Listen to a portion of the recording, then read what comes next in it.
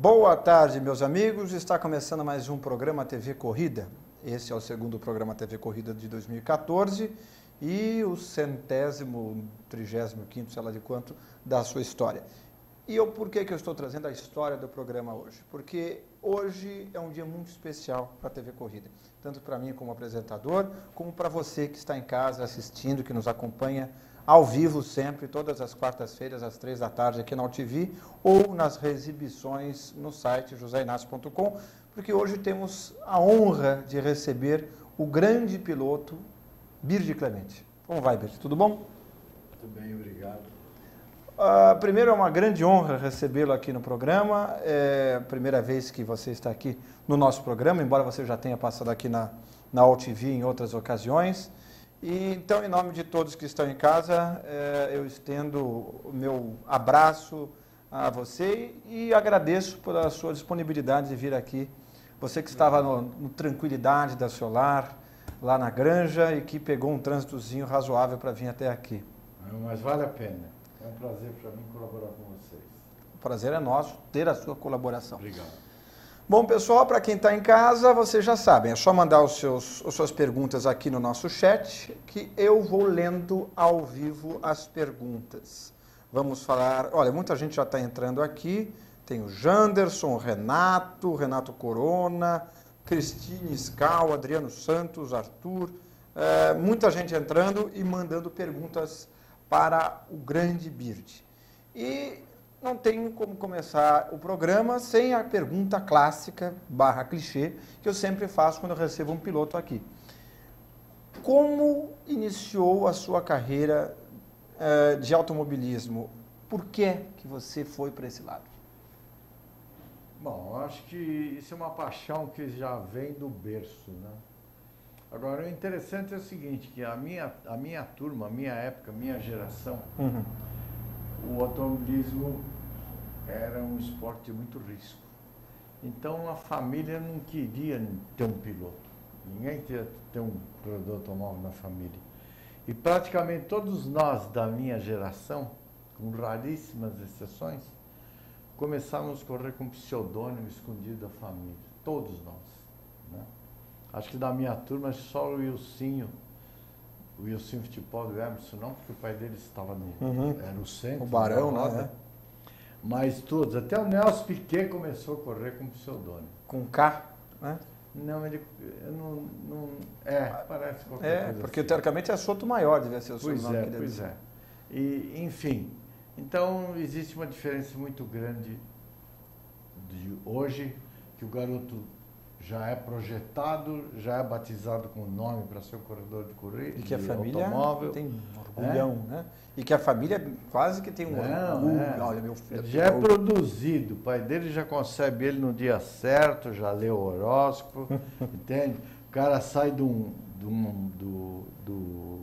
velocípede, já vai para um kart, o pai já manda fazer um macacãozinho bonito, um capacete bem pintado, se o pai tiver condição pelo Cid Mosca, né, que pintou o capacete de todos os campeões, de Ayrton Senna, Nelson, Emerson, enfim. Enfim, mudou muito, né? Mas a paixão eu acho que é igual para todo mundo, foi igual para mim. Automóvel para o brasileiro é um instrumento muito importante, faz parte da vida do brasileiro um automóvel. E o automóvel, até certo ponto, até reflete o modo de vida, a personalidade de cada um. É verdade. E como você chegou a primeira vez, imagino que a sua primeira vez numa pista foi em Interlagos. E quem que te levou pela primeira vez numa pista de automóvel? Bom, meu pai era um argentino fanático, né? Meu pai gostava muito de automobilismo. Naquela época na Argentina, na época das carreteiras, o meu pai assinava o gráfico. Fangio já começava no começo da década de 50. Fangio, campeão mundial, Froilán Gonçalves, aquele entusiasmo todo da minha casa. A gente ia para a pista, que eu ia com meu pai, ficava naqueles barrancos, vendo lá o Chico Landi e tal, aqueles carros fantásticos, né? E aquilo para mim era um devaneio, né? Eu e meu irmão era menor, 3 anos mais novo que eu, e para nós era um devaneio aquilo, aqueles monstros sagrados, né? E hoje, quando eu penso que o destino de Deus me permitiram fazer parte daquele grupo, né? Descer naquela arena, né? E escrever minha vida em cima de um carro de corrida, é emocionante, é muito Gratificante. é muito gratificante, porque eu, ao longo da minha vida, eu participei das melhores equipes, guiei os melhores carros no Brasil, fui cercado pelos gênios que construíram a história do automobilismo desse país, ao redor do mundo, né? Foi muito bom. Então vamos colocar a coisa num prisma histórico. Então, como começou a sua carreira? Qual foi a sua primeira corrida que você disputou? Olha, a minha vida, o destino da gente, as oportunidades vão surgindo, né? Lógico que eu corri atrás, lógico que eu sempre estava disponível, em stand-by, como se fala, né? Mas eu tive muita sorte, porque logo no início, quando a VEMAG montou o departamento de competição, em 1959 ou 60, não me lembro exatamente o momento, o Jorge Letri assumiu a gerência do departamento de competição e ele convidou eu e o Mário César de Camargo Filho, que era um piloto prestígio, que já estava dentro da VEMAG, né? E nós dois nos tornamos os dois primeiros pilotos de fábrica nesse país, né? Chefiado pelo Jorge Letri, que foi o grande... O tenente. O tenente. Tenente pela disciplina, né, que ele impunha. Mas... E assim foi. E... Primeiro começou então com a sua participação pela VEMAG. Você ficou quanto tempo? Isso. Você ficou quanto tempo lá? Eu guiei DKV um pouco antes da VEMAG, mas no momento em que a VEMAG montou um departamento de competição, eu e o Marinho fomos os dois primeiros pilotos. Depois disso, e naquela época também aconteceu uma coisa interessante, porque a VEMAG patrocinava o jornal da Eldorado, da Rádio Eldorado. Sei. Naquela época a Rádio Eldorado era uma erudita, né? E o jornal do Estado de São Paulo era o jornal clássico dos brasileiros, né? E era apresentado pelo Boris Casoy em início de carreira, né? E não só ele, outros também, mas ele, como se consagrou, ele ficou na minha mente bem. Então, a VEMAG fazia muita propaganda, lógico, ela que patrocinava o jornal, ela fazia muita propaganda, e no meio da propaganda dela era o resultado das competições, e eu e o Marinho, nosso nome toda hora, DKV sensacional, DKV vence aqui, DKV vence ali, Bird Clemente, Mário César, Bird Clemente e tal, e aquilo foi malhando.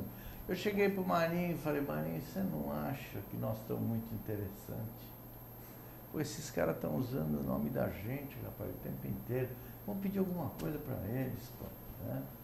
E o Marinho falou, você está maluco, nós dois somos os dois únicos que guiamos de graça nesse país, pô, você vai querer, nós vamos perder essa boca. Falei, pô, cara, mas uma coisa não tem nada a ver com a outra. Qualquer funcionário graduado aqui na VEMAG tem um carro de frota. Por que não dá um carro de frota para cada um de nós dois? Não sei o que, você está maluco, não sei o que. Aí eu falei, deixa para mim, eu vou tentar. Se não der certo e eu perder o lugar, é só eu, você não tem nada a ver com isso. E depois de uma semana eu cheguei na diretoria com muito cuidado, olha, puta orgulho que eu tenho de correr, de pilotar os DKVs e tal, mas vocês não acham que a gente podia ter um carro de frota, tal. Depois de uma semana chamaram a gente para o almoço, para ir de gravata, a imprensa e tal, e a diretoria da VEMAG deu um carro de frota para cada um. Que legal. Foi o primeiro gesto, isso deve ter sido em 1962, por aí. Eu tenho fotografias disso. Foi o primeiro gesto no Brasil do reconhecimento da mão de obra de um piloto. E quando morreu o Christian Heinz, o Greco assumiu o lugar do Christian, e ele, atendendo a um pedido do presidente da Willis, ele me convidou para ir para a Willis. Mas para ele me seduzir, ele tinha que me dar mais do que eu já tinha. Então aí nasceu o primeiro salário no Brasil. Por algum tempo eu fui o único a ganhar um salário no Brasil. Como piloto? Pois é, como piloto. E foi o início de uma nova era, né? Isso é uma coisa muito interessante, eu tenho muito orgulho. Em que ano você foi para a Willis? Acho que foi 63. 63. Acho que sim. E na Vemag você ficou 2, 3 anos, então, entre Fiquei 60 e 63. Né? 69, 59. 59 até 62. 63. Que bacana. A gente tem algumas imagens aí, estão separadas? Então separe as imagens e põe, porque já está com o Arthur, eu já mandei as imagens para o Arthur, e quando tiver no ponto vocês me avisam, tá ok? Tá no ponto? Que ótimo. Então, melhor do que do ponto, só carne. Pode pôr. Bom, o que seria essa imagem curiosa? Essa imagem é o seguinte, esse carro é o Fórmula Júnior que o Chico Landi, o Tony Bianco e o Eugênio Martins construíram 5 carros iguais a esse, um com motor DKV, um com motor Simca Chambord, um com motor Alfa Romeo e 2 com motor Renault. E esse carro faz parte do acervo do Museu do Automóvel de Competição do Paulo Trevisan, em Passo Fundo, e ele reconstruiu o carro pelo Tony Bianco. Isso não é uma réplica, porque foi feito pelo mesmo gênio que foi o primeiro. O Tony refez esse carro e esse momento, essa foto, ela foi tirada em Teutônia, numa subida de montanha, em que eu fiz praticamente uma exibição aí. Foi uma coisa sem compromisso. Momento Goodwood. Isso aí. Isso Entendi. mesmo. Próxima imagem, aí você já com Aí é o Alpine. Aí o Alpine, esse carro era um carro fantástico. É nesse carro que você consagrou o seu estilo de pilotagem escorregando nas 4. Esse carro, ele precisava ser um pouquinho mais respeitado que uma Berlinette. Esse carro era mais pesado, tinha o dobro da potência. Esse carro já era um carro mais brabo. Então ele precisava ser respeitado. A gente andava de lado, mas não abusando como a gente abusava na Berlinette. Próxima imagem. Aí a largada aí é a primeira vez que uma Simca participou em corrida automóvel. Eu tô aí. E já tem vários, hein? Número 6. Eu e o Ciro Caes. Eu que estou largando aí. A outra é o Caterino Andreato e o Breno Fornari. Eu estou vendo que no meio do para-brisa tem uma... eu não sei o que é isso não. Se é um reflexo ou se é alguma coisa. Entendi. Não dá para precisar. Era um para-brisa de série. Entendi. E foi nesse momento em que apareceram os JKs. E eles dominavam, né, em competição. Até que a Simca montou o departamento de competição, aí a Simca ganhava tudo deles. E eles tinham um motor V8 2 litros, não era isso? 2 litros tinha um motor V8 2.600. 2.600. Era um motor antigo, sabe? Motor do Ford Piloto francês, que é um motor bem antigo, um motor do projeto de 1937 da Ford. Caramba! Mas era um carrão, viu? Um carrão. Dizia que era muito estável, né? Dizia que o Simca era muito estável. Ele era um carro muito confortável, só que ele não era um carro de corrida. Ele tinha 3 marchas, mas ele era uma delícia de guiar, ele era muito estável, tinha bom freio, eles tinham muito gosto, os franceses tinham muito gosto com cores, combinação de cores, de estofamento. Era um carro muito bonito. E a próxima imagem qual que é? Aí é com o Maverick. Aí também, aí foi a primeira vez, foi no lançamento do Maverick. Aí não foi exatamente a corrida de lançamento no Maverick, mas foi naqueles meses do lançamento. Aí foi o Maverick das 1.000 milhas. Que pneu largo, hein? Pneu slick, pneu largo, motorzão, tinha quase 500 cavalos. E eu ganhei as 1.000 milhas em companhia do meu irmão. Nós ganhamos as 25 horas, os 500 quilômetros e as 1.000 milhas com o Maverick. Entendi. Próxima Carrão. imagem. Aí também. Aí já aí é o mesmo carro, na 1000 milhas. Com o capozão aberto em cima. Hã? E o capozão aberto em cima para respiro. Não é, que ali eram os carburadores, né? Então, o respiro. A próxima imagem, aí com o Opala. Aí foi a primeira vez que um Opala ganhou uma corrida de fundo, uma corrida de endurance importante no Brasil, né? Colocaram foi às o segundo 24 farol. horas. Eu acho que foi em 1969. Foi eu e o meu irmão também. Aí o meu irmão que está guiando. Que interessante. Está escrito lá na porta, em cima do 80, Clemente. Pois é. Próxima foto. Essa Aí daí. é legal essa foto. Aí é uma foto que eu estava na UID já, mas o Fangio veio para o Brasil para entregar o troféu Vitor e ele visitou as fábricas, ele estava andando no DKV. Esse DKV aí era um DKV fantástico, viu?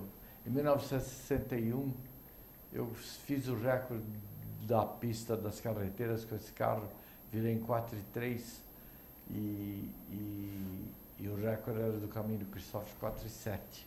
E logo depois eu saí da Vemag. Logo depois disso, o Fangio veio para o Brasil. E nessa fotografia eu sei uma porção de gente interessante lá atrás, viu? Agora assim de longe não consigo, mas eu vejo lá o Chiquinho Lameirão. Tem muito, o Roberto Dalpon mais alto lá. Que coisa. Bem alto. Né? Bem alto, né? Pois é. E o Fangio, ele deu uma volta com esse carro. Esse carro tinha mais de 100 cavalos. Esse carro descia reto em Interlagos a quase 200 km por hora. Caramba. É impressionante. Era feixe de mola? O que era atrás? Não, Eixo era rígido? feixe de mola. É que aí foi depois, né? Uhum. O dia que esse carro foi construído, em 1961, nós conseguimos baixar 4 segundos o melhor tempo das carreteiras de Interlagos. E esse carro era levíssimo, ele era todo enxertado de alumínio, de acrílicos. Entende? Ele tinha embaixo, cobrindo o chassi, uma placa de alumínio. Você olhava por baixo do carro, você sabia que era placa de alumínio, justamente para ter um fluxo de ar. Tal. Ele era aliviado ao extremo, para você ter ideia, ele tinha até uma bateria de motocicleta minúscula, ele tinha um câmbio, eu falava câmbio sequencial, não é um câmbio sequencial, ele tinha as relações de marchas muito encostadas umas nas outras, que nem os carros modernos. Você trocava de marcha, caía um pouquinho só o giro, que é um câmbio que naquela época era inédito. E nós tínhamos um motor com uma potência 2,5 vezes a potência carro de rua. De série. Nós tínhamos um freio de alumínio, enfim, era um carro fantástico, com estabilidade. Lógico, para aquela época, para aquele momento. Naquele momento, certamente esse DKV era o melhor carro de corrida do Brasil. E ele era também dentro do contexto aerodinâmico, técnico daquela época, era um carro aerodinâmico, né? Não tanto quanto o Renault. Eles trabalharam muito na aerodinâmica dele, porque se você comparar com o próprio Simca, ele é mais aerodinâmico, né? Não, o Simca era um carro de passeio tradicional, tanto o DKV também, tanto que o DKV foi sucesso no táxi em São Paulo, né? Mas ele foi sendo transformado num carro de corrida e cumpriu a missão dele, né? Porque foi o primeiro grande carro de corrida brasileiro. E quando a Vemag fechou as portas, absorvida pela Volkswagen, o último ato dela em competições foi o recorde do Carcará. Sei, o Carcará fez 214 velocidade máxima. Na Rio Santos, não foi? Foi na Rio Santos? Não, foi na Rio Santos foi o Opala. Na Rio Santos foi o Opala. No Rio Santos foi o Corcel. Foi o Corcel? O Opala, quem fez o recorde dele foi na Castelo Branco. Na Castelo? Na Castelo. Aquele voou também, hein? Podia ter sido melhor, porque o equipamento que media a velocidade naquele dia, quando passei, a primeira vez passou 231. E o mecânico, nosso mecânico naquela época, ele era garotão, era meu funcionário até, era o Elísio Casado, hoje cabelo branco, né, com todo o prestígio que ele tem. E o Elísio dizia para mim, vamos trocar as velas, vamos fazer isso, vamos fazer aquilo. Eu falei, não vou mexer em nada. Eu tinha um contrato legal o carro tinha custado muito caro, eu estava me ressarcindo do carro, naquela promoção. Falei, não, vamos fazer o recorde, já sabemos o que ele faz, depois você mexe. Depois ele trocou vela, ele fez uma opção de coisa no carro, aí na segunda tentativa, vinha muito melhor, aí o aparelho de cronometragem da Omega falhou, e a estrada tinha que ser aberta. Mas provavelmente esse recorde devia ser uns 250, por aí. E se fosse feito na altitude do mar? Teria sido uma outra vantagem. Pela potência. Mas, naquela época as coisas não eram feitas com muito de dinheiro que é feito hoje, com essa precisão de hoje. Né? O Carcará também. O Carcará, quando fez esse 214,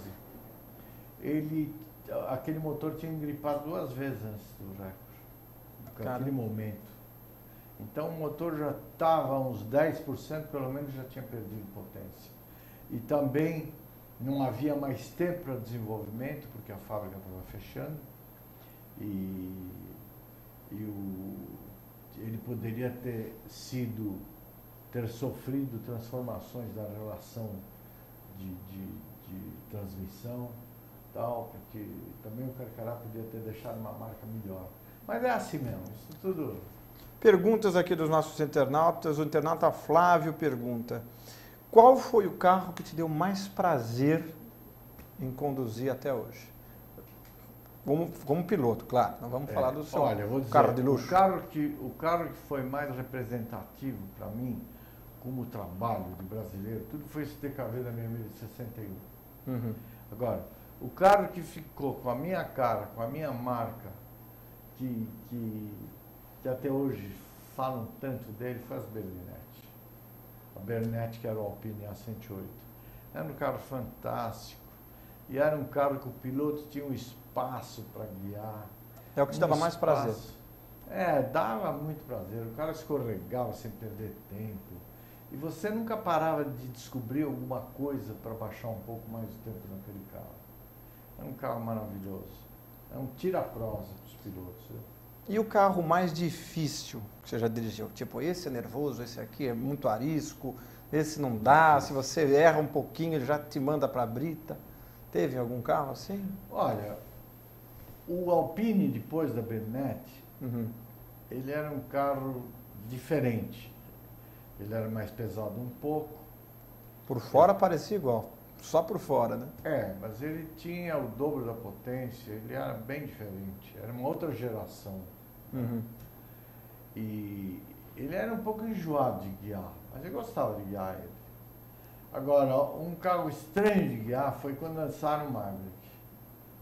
Porque motorzão. A primeira corrida era carro praticamente quase que standard. E a gente não podia baixar a traseira dele porque não tinha espaço. E a modificação que tinha que ser feita para ele ficar um pouco mais baixo não era permitida pelo regulamento, então os carros eram todos afocinhados. E a meu pedido, o pedido do meu irmão, o Greco levantou um pouco à frente, acho que por isso até que nós ganhamos a corrida, porque o carro ficou com o peso mais bem distribuído. E ele foi muito cru para a pista. Entendi. E também o carro da 1000 milhas também, porque no fim vinha a 1000 milhas logo em seguida e o Luiz Antônio Greco, que era o nosso chefe, ele teve que atender o pedido da Ford para participar nas 1000 milhas. Então eles puseram um motor imenso naquele carro e praticamente o carro só tinha aquele motorzão. Era um carro em linha reta era um foguete, na curva... não era tão ruim, né? Porque aí eu vi os pneus slick, largos assim. Mas esse carro depois foi muito desenvolvido. O Luizinho Pereira Bueno mesmo teve um carro desse da equipe Hollywood, já uma nova geração. O Greco também fez outros Maverick de nova geração. E, enfim, o Maverick fez hoje, amigos meus, o Batista, por exemplo. Batistinha? O Batista, o pai dele, que mexeu com os Maverick também, eles têm até hoje uns Maverick guardados, muito bem feitos lá. Um carro que desenvolveu muito, mas naquele momento da 1000 milhas, que eu guiei aquele carro com meu irmão, o carro estava muito cru. Ele tinha sido lançado, mas tudo bem. E como foi a adaptação do seu estilo de pilotagem para esses carros? Você começou com DKV e você tem um estilo de tocada X. Aí o seu último carro profissional, vamos dizer assim, foi o Maverick. Você teve que se adaptar muito na evolução dos carros? Aquela coisa de escorregar nas quatro, cabia no Maverick, no Opala, por exemplo? Não cabia no Maverick. E às vezes eu até acho que eu me prejudicava, porque eu queria guiar o Maverick, queria guiar o Abernethy e não era bem assim, sabe como é que é? Só que depois de tanto tempo de olhar, de raciocinar, eu chego a essa conclusão, né? Mas cada um é cada um. Cada carro é cada carro. E outra coisa, esse negócio de um você botou traseiro, outro você botou... Mas tração. Eu acho que o cara que guia, ele tem que guiar qualquer coisa, não tem esse negócio de ficar reclamando. E a questão de tração traseira, tração dianteira? É lógico que muda o estilo, muda, o trabalho fica diferente. Mas adapta-se. Mas tem que adaptar, lógico, tem. Que bacana. Mais uma pergunta aqui, no caso da Rosana. Ela pergunta: qual foi o piloto que você mais gostou de correr junto? Seja pelo desafio, imagina, seja porque você se dava muito bem com ele como pessoa. Uma pessoa, você fala, puxa, que legal, fulano vai estar na pista. Eu não vou individualizar, eu vou comentar o perfil dos meus grandes companheiros. Porque cada um tinha um jeito. Pode esmiuçar o jeito de cada um. Exatamente. Então eu acho o seguinte, eu acho que o meu primeiro companheiro foi o Marinho. O Mário César Camargo Filho, ele era um cara que se dedicava a acertar o automóvel. Ele mexia com tudo. Ele era um sujeito que queria a precisão de tudo. Ele e o Jorge Eletri, né? A gente mexia com lubrificante, com tudo, tudo. Ele era o maior acertador de automóvel que eu já vi. E um excelente, o melhor piloto para circuito de rua foi o Marinho. Depois, quando eu fui para o Willis, o Wilson Fittipaldi foi o grande problema que eu tive, assim, no momento, né? Porque ele guiava muito. Ele já teve tinha aqui uma também. Coragem, uma combatividade enorme. E foi duro, viu, enfrentar o Wilson, mas foi muito legal. Somos irmãos até hoje, todos eles, graças a Deus. E foi muito difícil. Agora, eu também fui muito fã, corri com o Ciro Caires, na época daquelas Maserati com motor Corvette. O Ciro guiava, barbaridade. O Ciro, Camilo, com aqueles foguetão, aquelas preparações fantásticas. Agora, a grande emoção da minha vida, né, quando eu penso nisso tudo e fico navegando aí nos meus sonhos, né, é a equipe Willis, porque na equipe Willis nós éramos 7, né? Era eu, o Luizinho Pereira Bueno, que também foi um cara fantástico, um colecionador de vitória, um cara, nossa, Wilsinho, Fittipaldi, depois Chiquinho Lameirão, nossa, fantástico. José Carlos Patti e Carol Figueiredo. O Emerson ainda não tinha feito 18 anos. No momento que ele fez os 18 anos, ele também participou dessa equipe Willis, como um piloto oficial. Então vamos admitir que nós éramos 7, né? Nós éramos 6, o Emerson chegou a 7. Desses 7, 3 foram disputar o Campeonato Mundial de Fórmula 1. O Emerson, o Moco e o Wilson. Poxa, eu quando penso nisso, eu falo, meu Deus do céu, quando que a gente podia imaginar naqueles momentos da nossa juventude, né? Que a gente podia imaginar que o Emerson ia ser campeão mundial, que o Moco ia talvez ser também, se não tivesse acidente. Que o Wilsinho, com toda a competência dele, não teve a mesma sorte, mas sobrou competência para o Wilsinho, entende? O Luizinho Pereira Bueno guiava, então eu conheci esse lote, né? Agora, nós temos as 3 estrelas brasileiras, né? Que é o Emerson, o Piquet e o Senna, né? Eles são os 3 campeões mundiais nossos, né? O Emerson, méritos totais, porque ele que cortou esse arame grosso que cercava aquele automobilismo fechado na Europa, né? E por onde ele passou, por onde passou um boi, passou uma boiada, né? E ele que foi o que desbravou, que enfrentou. O pioneiro mesmo, né? Porque naquela época você, para piloto brasileiro, não era uma grife. Foi uma grife depois do Emerson Fittipaldi. Você veja o Chico Landi. Piloto brasileiro. Mas o Chico então, é uma outra época. Exato, é uma outra época e outro mundo. E digamos que o diferencial dele não era ser brasileiro. Não, eu sei porque eu tive a oportunidade de correr na Europa. Eu vi como eles olhavam pra gente. Depois do Emerson, você chegava só brasileiro, os caras, ixi, mais um. Entendeu? Quer dizer, o Emerson criou uma grife pro brasileiro. Né? E foi super competente, foi predestinado, porque existe esse dedo lá de cima que é você e é você, né? E esse dedo caiu na cabeça dele, é você. E ele fez o papel dele. Você acha que o Wilsinho, por exemplo, ele acabou não conseguindo a mesma projeção do Emerson, até porque ele veio com a equipe própria. Você acha que a equipe própria era a equipe certa na hora errada para ele? Você me permite primeiro terminar? Claro. Depois vamos voltar, porque vamos. Eu quero falar disso que você falou. Mas depois veio o Nelson Piquet. O Nelson, mesma coisa. O Nelson foi um sujeito que chegou na Fórmula 1 criando uma nova fase.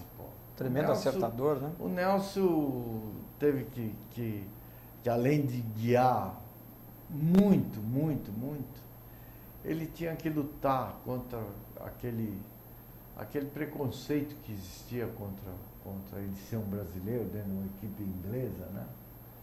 Quer dizer, é uma coisa que é natural isso, né? Uma equipe inglesa tem um inglês, lógico que eles querem que o inglês seja campeão mundial, não um brasileiro. E o Emerson, nessa luta, ele criou uma série de coisas que mudou o perfil até da categoria. Esse negócio de esquentar pneu, de largar com menos gasolina. Ele com o Gordon Murray foram um pacto de lealdade aí, fizeram temporadas que deu 3 campeonatos mundiais para ele. Né? Você conhece até uma história do Nelson com o Gordon, que ele um dia pediu para tirar as 3 primeiras marchas do câmbio? Quem conta isso é o Chiquinho Lorda. Depois vou contar essa história. Mas depois o Ayrton Senna, né? Sim. O Ayrton Senna foi uma coisa fantástica, né? Um cara que não é brasileiro, o Ayrton Senna é do mundo inteiro, né? É engraçado. Cidadão do mundo. Que ele nasceu aqui, né? Mas o Ayrton Senna é querido no mundo inteiro. E é respeitado por todos acima de tudo, né? Eu acho fantástico. E é bom também que, embora nós tenhamos sofrido a dor da perda do Ayrton Senna, né? Foi muito triste, mas para ele, pelo prestígio dele, para nós brasileiros, foi sofrido, mas foi bom assim, porque ele morreu no auge, andando na frente, no auge. Ele não teve o sabor da decadência, da idade chegando, da renúncia. Ele não teve isso. Ele morreu como um Deus, como um superdotado. Né? E isso foi muito bom. Agora eu tô... Voltando àquelas 2 perguntas. Primeiro, vamos por ordem decrescente. A história do Nelson, quando ele pediu para tirar as 3 primeiras marchas. O Chiquinho Rosa contou essa história para mim. E disse que o Nelson, ele estava naquela fase da Brabham. Por ironia no destino, ele foi para Brabham, onde o Moco estava fazendo a carreira dele, né? Brabham do Bernie, né? Pois é. E disse que um dia eles estavam em Silverstone, acho que era. Não, era nos Estados Unidos. Não sei. Watkins Glen, Phoenix. Não sei onde foi, não me lembro. Mas seja lá como for, ele estava se preparando para fazer a classificação e o grande objetivo deles é pôr o carro na primeira fila. E o E o companheiro dele era o Niki Lauda, com todo o prestígio que ele tinha, de campeão mundial, tal. E o Piquet era o... Novato. Era o step da Brabham, né? Mas ele tinha muito cartaz com o Gordon Moore. Então, quando estava terminando o treino de classificação, ele chegou no limite do tempo necessário. Ele chegou para o Gordon Moore e falou: tira todas as engrenagens do câmbio, deixa só as 3 últimas. Acho que era a quarta, a quinta e a sexta. Uhum. O cara falou: como? Como? Você está louco? Tira logo, está acabando o tempo, tira tudo, tira. Ele esvaziou o câmbio, deixou só as marchas altas que não tinham necessidade de sair parado. Aí entrou no carro e falou para os mecânicos: empurra. Então tiveram que empurrar o carro. Mas acontece o seguinte: aquele peso tirado de dentro do câmbio deu uma diferença fundamental. E ele conseguiu pôr o carro na primeira fila.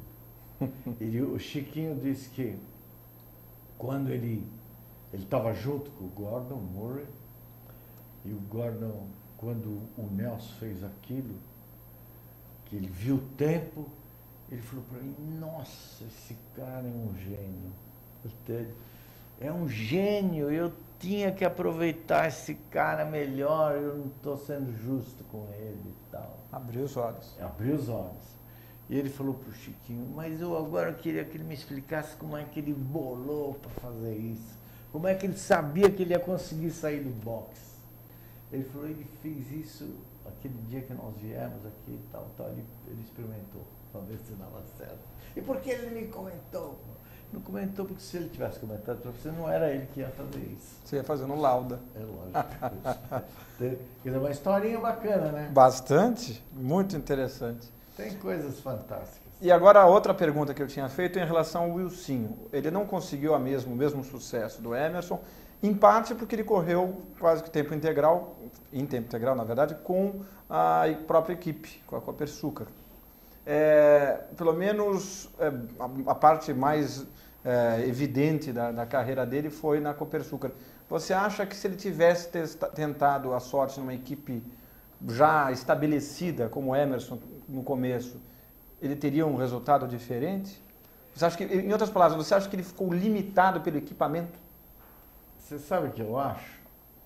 Eu acho que cada um de nós, quando a gente pensa na própria vida, principalmente as pessoas que tiveram muito sucesso, ele vai perceber que em alguns momentos da vida dele, a coisa veio, a oportunidade caiu no colo. Uhum. Entende? Eu acho que, se você nota, por exemplo, a carreira do Emerson, puxa, ele foi, lógico que de degrau em degrau, alguns degraus muito tristes, a morte de Jochen Rindt. Sim, com o carro. Mas tudo isso alavancou a carreira do Emerson. O Rindt ter morrido, no momento que ele estava lá, pronto, e ele sentou no carro do Rindt, tudo isso fez parte da ironia de um destino muito generoso. Eu acho que faltou para o Wilsinho essa generosidade do destino, das oportunidades terem caído no colo dele. Na hora certa. Porque não adianta você ver o Massa, por exemplo. O Massa perdeu um campeonato mundial, pô, uma coisa inacreditável. No finzinho da volta. Como que pode acontecer um negócio desse? É impossível. Mas aconteceu, não tinha que ser. O Rubinho bateu na trave uma opção de vezes, pô, entendeu? A gente fala que nós fizemos 8 campeonatos mundiais. Nós temos 8 vice-campeonatos também. E outra, o brasileiro começou a disputar campeonato mundial de Fórmula 1 depois de 20 anos que a Fórmula 1 tinha começado. Nós chegamos 20 anos atrasados. É verdade. Pois é. Então tudo isso, sabe, eu sinto muito pelo Wilsinho, porque o Wilsinho ganhava muito. Olha, eu guiei com todo mundo, viu? Eu guiei com toda essa elite do automobilismo brasileiro. O Wilson me impressionou muito, viu? Ele guiava. Qual é o grande diferencial dele com o piloto? Ele era muito combativo, Wilson, sabe? Ele tinha muito peito. E o Emerson, qual era o grande diferencial dele como piloto? O Emerson, sempre administrou melhor a competência dele. Uhum. Era mais estratégico, então.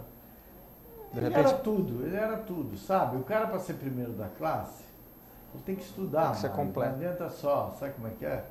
Eu sempre digo, o Moco era o segundo da classe, mas ele não estudava. Ele chegava no dia do exame, ele fazia. Então, o Emerson não, ele é a primeira porque ele estudava, ele ficava sem dormir para chegar lá e fazer direito. E o diferencial do Moco, qual era? O Moco era fantástico. Mas era velocidade, era técnica, era... O Moco era tudo. O Moco era tudo. Eu acho que o defeito do Moco era ser bom demais, sabe? Eu acho que o cara, para ser fazer manutenção de um campeonato mundial, ele tem que ter um perfil Mais egoísta? muito, faz parte, não como defeito, como qualidade. Uhum. Individualista, vai, mais do que egoísta. Tem que ser. Ele tem que exigir, tem que fazer um contrato bem feito. Você não vê Schumacher, Alonso, esses caras não dividem nada para ninguém. Né? Aliás, falando em Schumacher e Alonso não dividir nada, vai ser interessante esse ano o Alonso com o Kimi Raikkonen na Ferrari. Mas vão ter que se acertar. 2 galos no mesmo terreiro, será que vai dar certo? Mas vai ter que dar, né? Mas... Será? Na McLaren não deu com o Prost. É uma piada de graça, só que hoje acontece o seguinte, hoje, como é que um piloto determina a participação dele numa grande equipe? Ele tem que ser competente, tal. E ele tem que ter outra qualidade, ele tem que trazer grana, entendeu? Quantos caras chegam numa equipe, às vezes o próprio patrocinador pode exigir um piloto, mas 90% hoje tem que trazer o patrocinador. Então você pega o governo de um determinado país, nós temos um mexicano, temos um da Venezuela e tal, e o cara tem um apoio do governo, entende? E ele chega com aquele pacote e ele passa na frente dos outros. Não porque ele não seja bom, né? Mas, não é o critério. Mas, por exemplo, seguindo esse raciocínio que você trouxe agora, o Alonso, em tese, traz o patrocínio do Santander. Exatamente. O Kimi não traz nada. Você acha que isso já é um pré-definidor de favoritismo? Pode ser. Por que não? Pode ser. Quando o Alonso... Vamos ser realistas, tá? Uhum. Vamos adivinhar aqui como é que é uma negociação, tá? Então, senta numa mesa, os caras da Ferrari e o Alonso. Fala, eu trouxe o Santander. E ele vai dar o que nós pedimos? Vai. E aí, como é que fica? Temos que fazer meu contrato. E como é que é? É assim, assim, assim, assim, assim, assim, assim. Ele escreve tudo que ele for capaz de escrever. Acabou, pô. É assim que funciona. Entendeu? É assim que funciona. E é assim, é isso que nós temos assistido. Agora, evidentemente que ao longo do percurso, né, se as coisas não vão dando muito certo, pode alterar. Mas, geralmente, o candidato é competente porque ele não chega a pisar num degrau assim alto, se ele não tiver competência. Mas, somando a competência dele, ele tem que trazer a mochila. Se ele não tem a mochila, velho, não adianta, porque se o outro tiver a mochila, o outro passa na frente. Acabou. Agora, é evidente que tem pilotos que nem o Ayrton Senna, né? A gente sabe que o Ayrton, o patrocinador exigiu o Ayrton. A Honda, no caso. Naquela época, a Honda, Marlboro, ele era, né? Quer dizer, mas eu acho teoricamente, que hoje não é mais assim, porque hoje está todo mundo precisando muito de dinheiro. Muito dinheiro. Então, a coisa está cada vez mais cara e isso daí, a tecnologia e o poder econômico vão ocupando cada vez um espaço maior e a parte esportiva vai se encolhendo. Isso é hoje a regra do jogo. Você acha que no automobilismo brasileiro também está acontecendo isso? Eu digo pelo encolhimento... Eu não acho, eu constato. Entendo. Isso é uma constatação, na minha opinião. Porque tudo custa caro, entende? Quando eu estava... Às vezes eu fico pensando, né? Puxa vida, pensar que hoje no Brasil, uma das principais categorias, a mais competente, a mais bonita, a mais badalada, é corrida de caminhão. Eu assisto, eu gosto. Fórmula Truck. É o reflexo da competência dos organizadores. Mas, putz, caminhão, pô. E aquela... Não é. Agora, o Brasil é o país dos caminhões. Aqui é tudo caminhão. Não temos trem, não temos rio. Hidrovia direito. É tudo caminhão. Então, eles têm um espaço de recursos que os outros não têm. Eu entendo o que você está querendo dizer. Não é um demérito ao caminhão. É uma falta de mérito dos carros que não vão atrás desse mesmo. Não é o instrumento certo. Sim. Entende? Não é o instrumento certo. Você vai pegar um canhão para matar uma formiga? Não vai. É diferente. Uhum. Mas é mais ou menos desse jeito. Entendi. E como é que você vê o automobilismo brasileiro em relação às novas gerações? A preparação de futuros campeões. A gente tem cada vez menos pilotos chegando no exterior, né? Olha, eu acho justamente isso. Acho que eu acho que eu tenho conversado muito com o Paulo Gomes, na CBA, que é diretor da CBA, piloto. Tetracampeão da história. E assim vai. E está tentando descobrir caminho. Outro dia ele esteve em casa e nós conversamos muito sobre isso. E eu passei para ele uma série de opiniões que eu tenho. Eu acho que falta para o automobilismo brasileiro a estruturação de uma academia de formação de pilotos. Uhum. Porque hoje, se o camarada quer ser um piloto de turismo, no Brasil ele tem um leque amplo, um né? leque de categorias para escolher até chegar na Stock Car. Mas se ele quer ser um campeão mundial de Fórmula 1, que tem muita gente que quer, Fórmula Indy, muito filho, muito pai querendo, né? Bem diferente. Eu acho que não existe aqui uma academia de piloto para preparar o pessoal para correr de monoposto.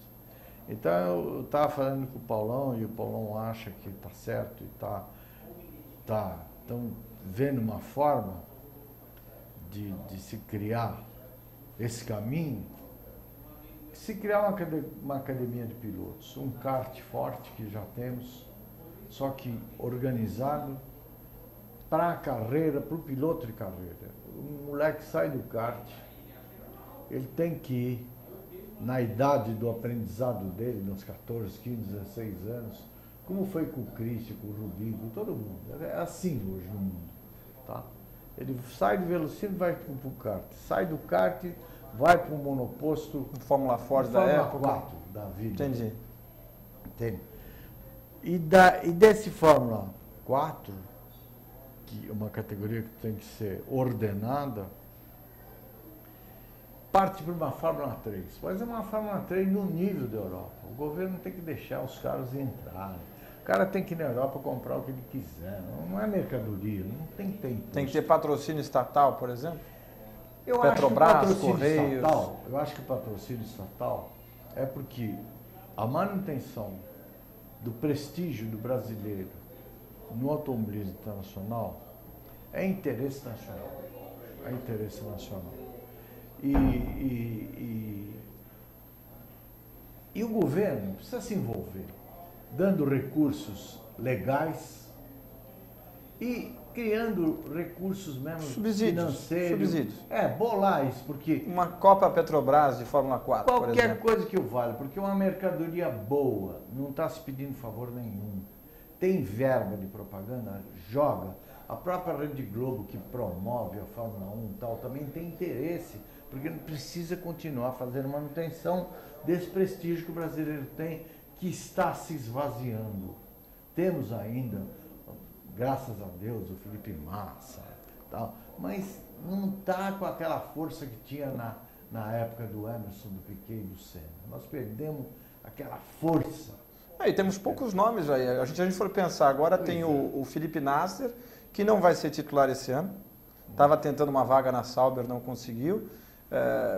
Deve ser piloto de testes e tal, mas tirando ele, não temos 6, 7 nomes como a gente tinha antigamente. Então, é muito mais. Não, a gente na Fórmula 1. Isso. Mas você ganhava corrida por nós. Tinha gente, Teve um momento...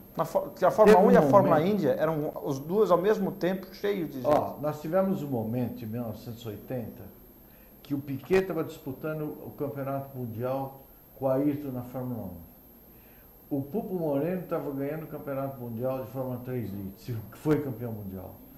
O Raul Boesio estava ganhando o campeonato mundial de protótipo, Guiano Jaguar. 87. O Emerson estava ganhando o campeonato mundial da Fórmula Indy.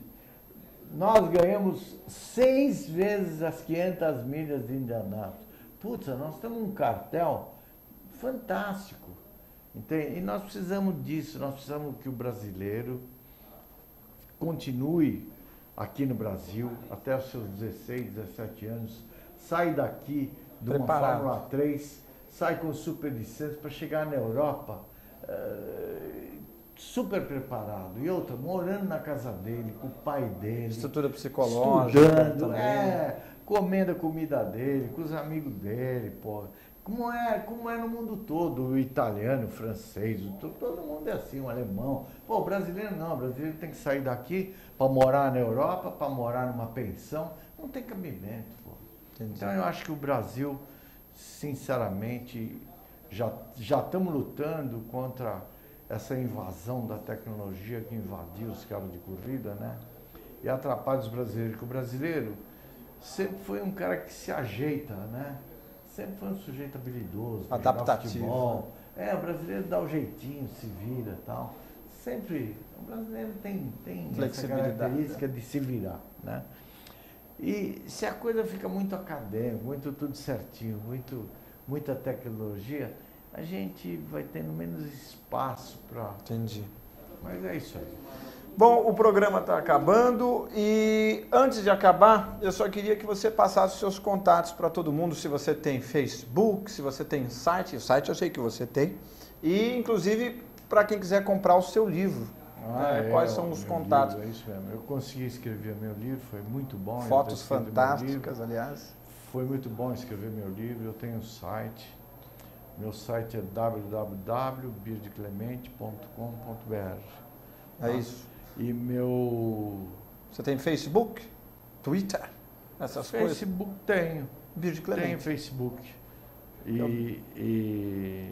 É o Bird Clemente, facebook.com/Bird Clemente. E aí todos os contatos, inclusive no seu site tem como comprar o livro lá, tem como adquirir o livro. Tem. Meu livro é um livro que eu fiz aberto para contar a história dos meus contemporâneos, da minha turma. E foi muito legal eu ter escrito esse livro, viu? Foi muito bom. Foi bacana. Um privilégio. O privilégio foi tê-lo aqui. Muito obrigado. Obrigado. Eu agradeço em nome de todos que estão em casa, que assistiram esse programa. Muito obrigado, espero tê-lo aqui em breve. Obrigado. Muito obrigado e prazer meu. Até semana que vem aqui no TV Corrida, sempre quartas-feiras, ao vivo, às 3 da tarde, na otv.com.br. Tchau.